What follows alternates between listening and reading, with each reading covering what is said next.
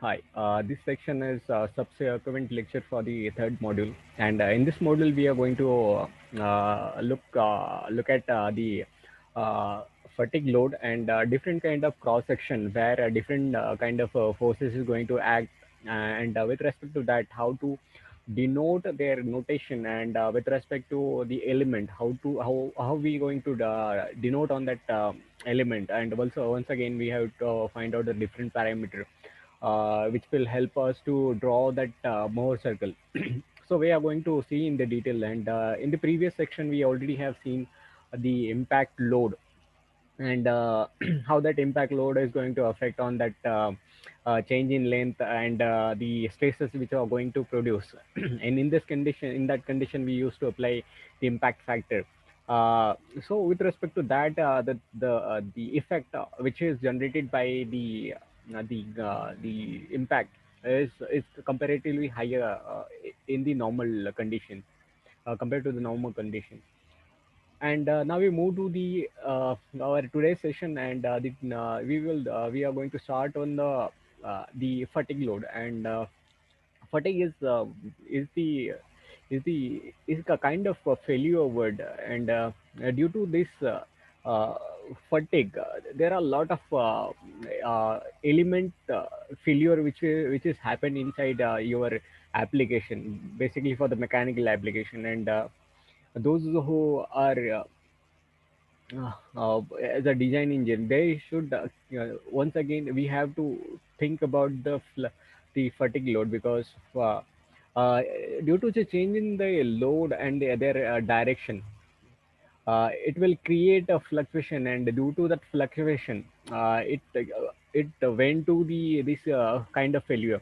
So the basic example is that if you have a certain small aluminum kind of wire, and if you want to break it, so what you will do, you will I will try to push forward and backward, and due to that, it will create the one side tension and one side compression. And if you change that force in positive and negative direction, so at a certain moment, it will get break.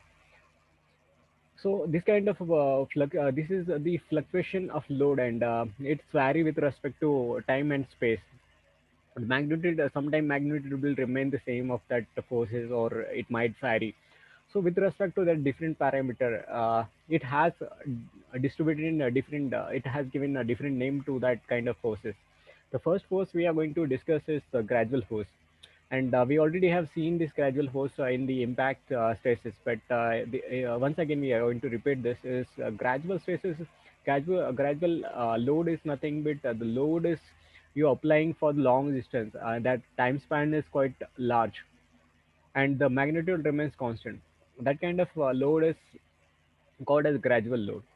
Now we move to the complete reverse load. What is mean by that? If certain shaft is rotating at a certain moment, what will happen? uh, just take an example of a bearing. So in bearing example, uh, when the ball is at the whenever that race is at the down position, at the down moment, so the total entire load of that shaft is going to transfer to the that particular point at the outer race. So where what will happen there, it start compressing. But when you move up gradually upward, so at the top moment, it that magnitude is going to be changed.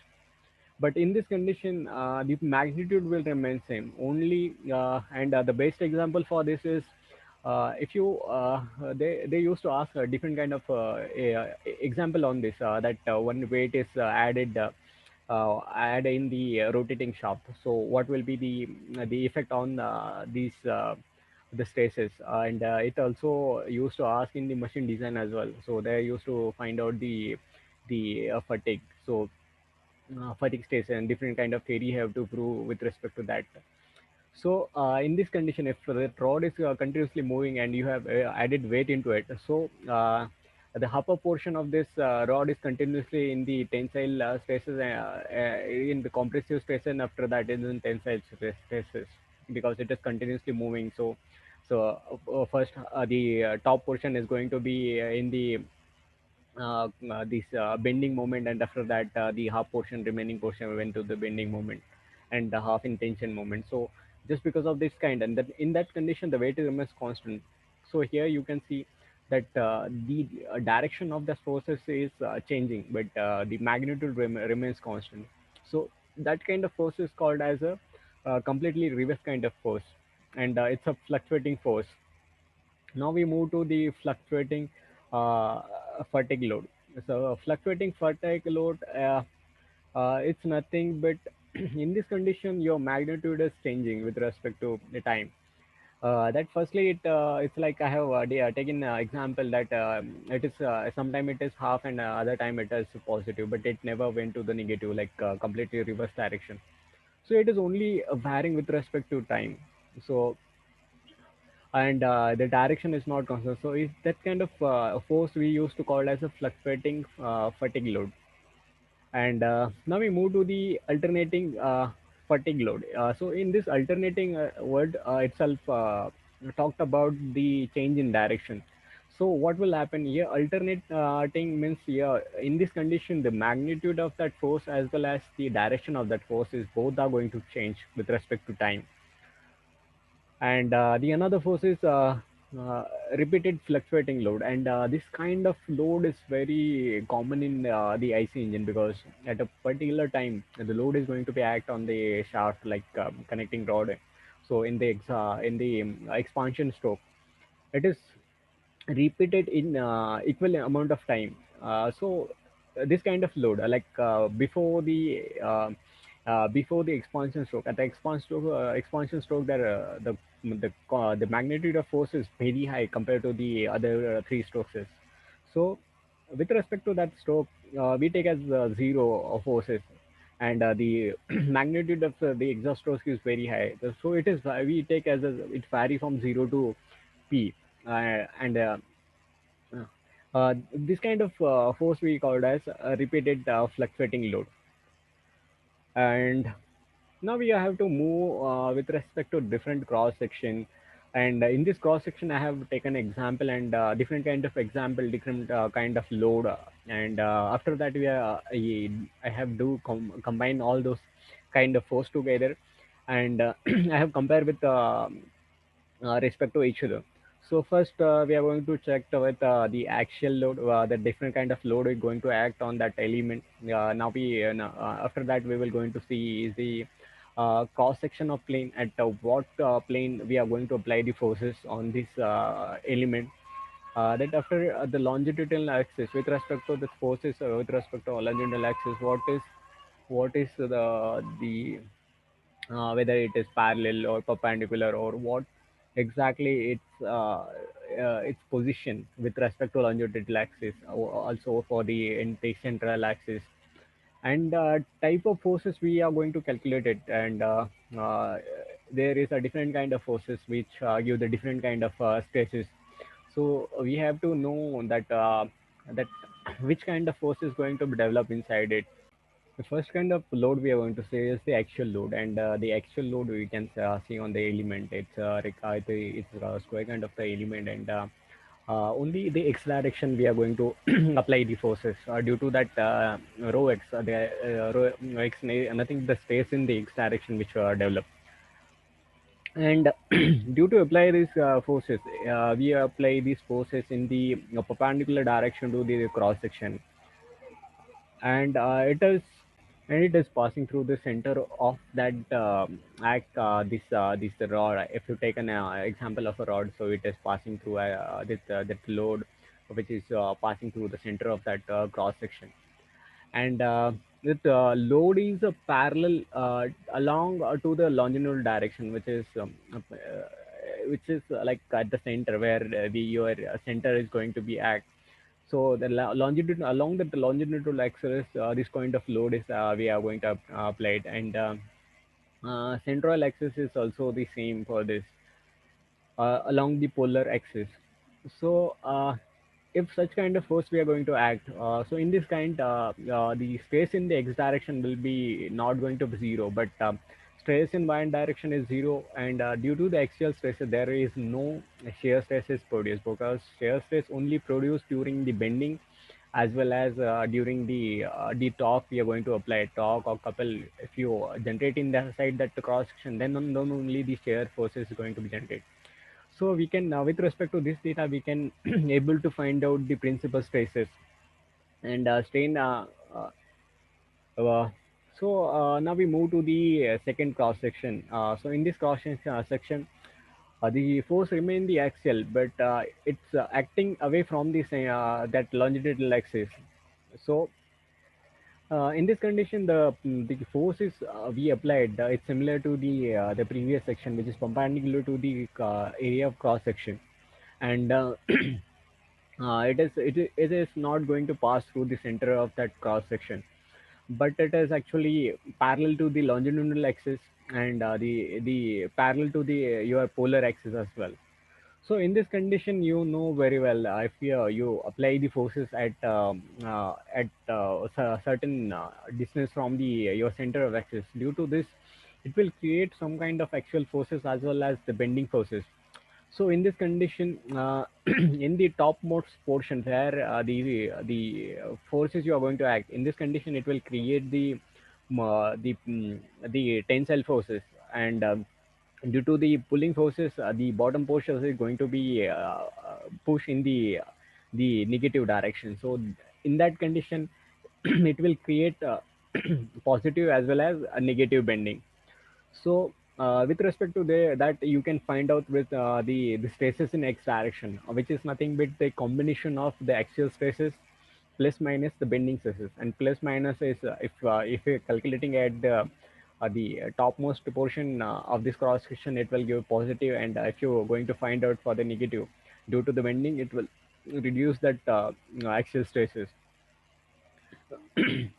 So, with respect to that, you can find out the maximum principal stresses and minimum principal stresses. Now, this is the third kind of load, and it's transverse shear. Transverse shear is nothing but it's like you have seen the cantilever beam, and the cantilever beam at the point vertical load is there. So that kind of load is called cantilever shear. This shear transfer shear forces, and which actually we are known that it is parallel to the plane of cross section, and it's once again passing through the center of axis, and which is also going to be perpendicular to the perpendicular to the longitudinal axis, and it is going to intersect that the intersecting to the longitudinal axis as well when it's passing through it. So due to this, we are also known that it will create some kind of bending, because it is in the end of that cantilever beam. So due to that forces, it try to bend. So with respect to that, you can find out the x direction. There is a bending only because stress is not there. Only the transfer shear, stresses is there. So the forces, and due to that, the in the y direction there will be no forces is going to be generated. Now we move to the next forces. Next forces, they also transfer forces, but as we seen for the different another axial load, it similarly it is away from the center and at some distance, and which similarly it's a parallel to the cross section, and in this condition it is not passing through the center of axis. It is away from the center of axis, and once again it is perpendicular to the longitudinal axis, but it is not passing or it is not intersecting that longitudinal axis. So this condition also, if you want to find out the stresses which are going to develop, so in x direction, which is nothing but the bending produced due to these shear forces. Now we move to the bending cable, and in this bending cable, you have to take very curious. You should be focused on this bending and couple, twisting couple and bending couple. So in this bending couple, which is actually perpendicular to the area of cross section, if you want to remember this, and this is the basic difference if you want to find out with these two twisting couple in this it is parallel to the earth cross section, but in bending couple it is perpendicular, and due to this perpendicular section, it create the bend inside uh, broad, as well as the pulling effect is there. So due to that, the stress and strain will be there. We have, as we seen, that only due to the shear stresses, only the bending stresses is going to develop. But in this condition, there will be axial stresses as well as bending stresses. So with respect to that, you can find out the maximum and uh, in this condition, the forces which is bending forces we are going to apply, which will be along to the longitudinal axis. And now we move to the twisting couple. A twisting couple is perpendicular to the longitudinal axis, and in this condition, the the forces which is developed in x and y direction will be zero, because due to the bend this portion due to the twisting couple, it only create the shear stresses inside in that rod. So you can find out that with respect to tau x and y, and other two forces, that is nothing but space in x direction and space in y direction will be equal to zero. At this point, we already have discussed that when you apply the forces in the x direction, actual pressure force P. So in this direction, the y direction, it will be zero, and x direction there will be no zero, and shear stress is also going to be zero in this condition. So you can find out this stress one as the principal stresses, and for the this condition.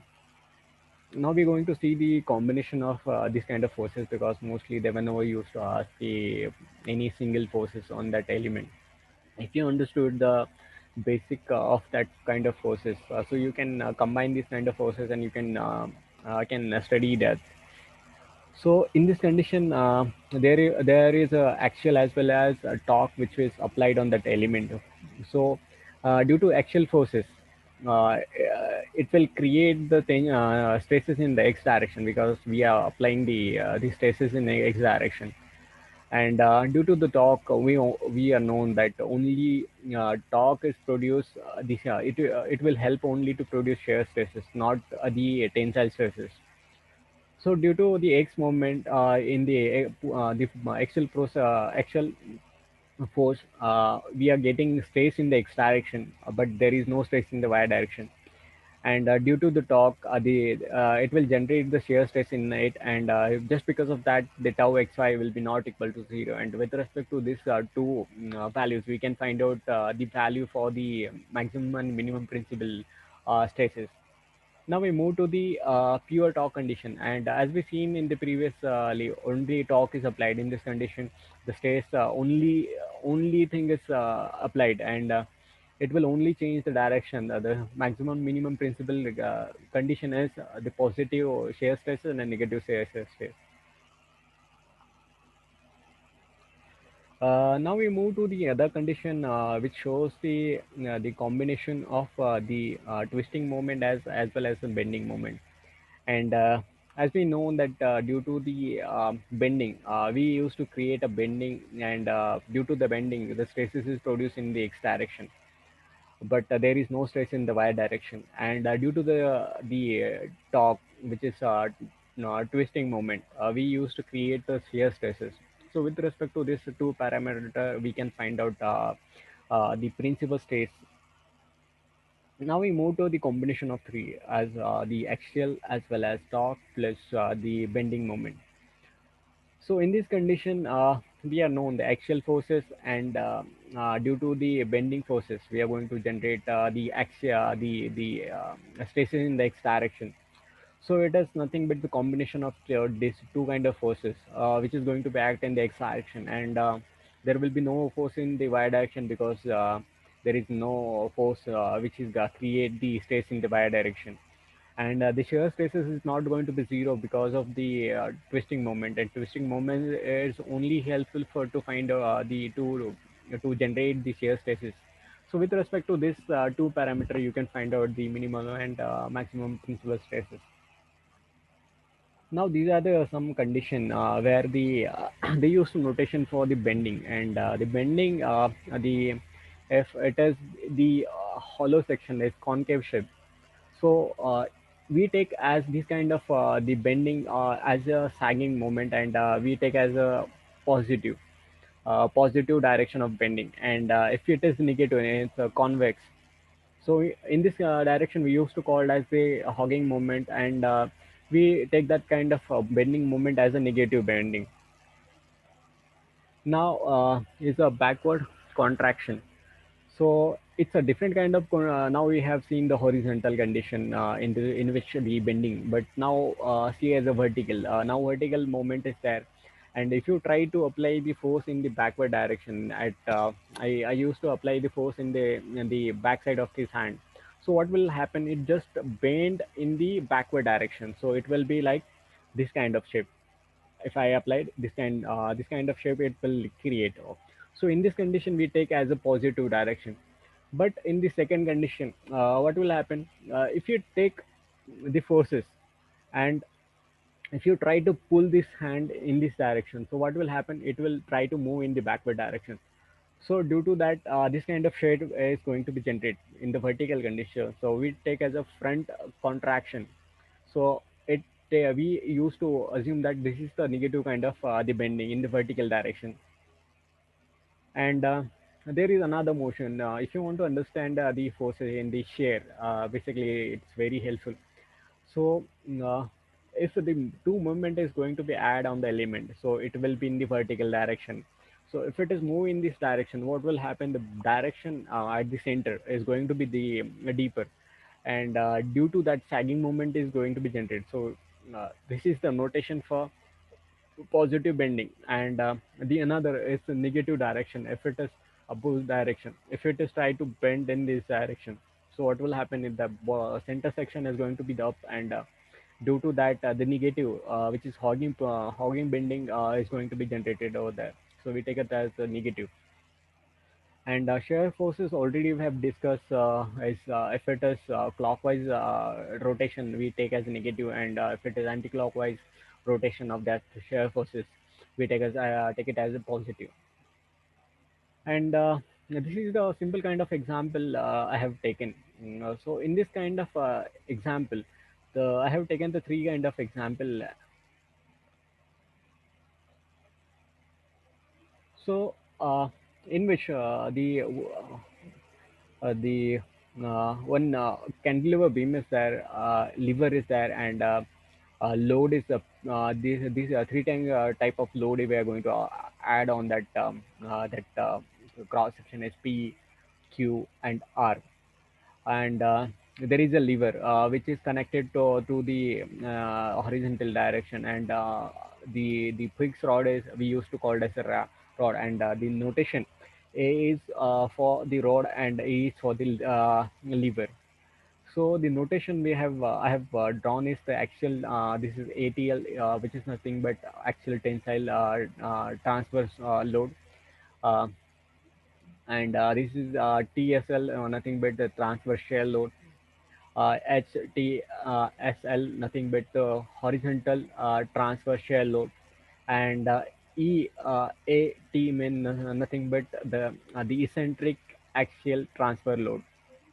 And R, in this condition, V is nothing but the vertical, and E is also once upon it's eccentric. So we are going to see the first load. Due to the P load, what kind of the forces is going to be generated inside that E and lever and rod. So first we're going to see for the lever. So it is acting in the axial direction. So what will happen due to this? It's generate the axial tensile forces in the lever, but it act as a transfer load on the rod. So due to that, bending moment is going to be generated inside that. So it is nothing. It's simply the axial force for the lever, and the transfer load for the rod. Now we move to the Q forces. So Q force is horizontally acting on the lever. So in this direction, so what will happen due to this direction? It will create the transfer shear stresses, transfer bending moment in the direction. So it is a transfer force for the lever. So due to that, bending moment is going to be generated over there. And if you shift that force to the rod, so in that condition it will be the compressive axial forces as well. Uh, it's a axial eccentric axial tensile forces. In this condition, it is going to be compress that rod. Now we move to the Q forces. So in this condition, Q is the vertical transfer shear load for the lever. So it is vertically going to bend that rod, and due to the bending of that lever, so there is a twisting which is produced inside the rod.